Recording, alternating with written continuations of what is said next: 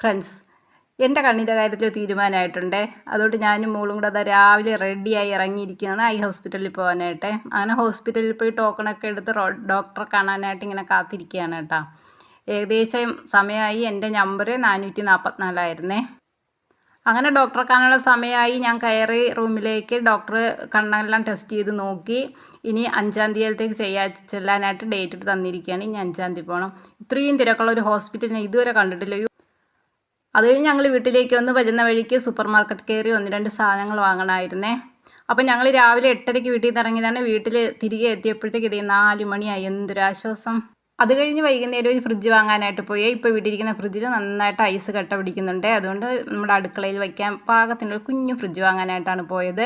അപ്പോൾ വേൾപൂളിൻ്റെ ഫ്രിഡ്ജ് നോക്കിയപ്പോൾ അത് ഇഷ്ടമായി. പക്ഷേ കളർ എനിക്ക് അത്ര അങ്ങോട്ട് ഇഷ്ടമായില്ല. പിന്നെ നോക്കിയപ്പോൾ അതേ നല്ല കളറായിട്ട് നേവി ബ്ലൂ. അങ്ങനെ അത് സെലക്ട് ചെയ്തു.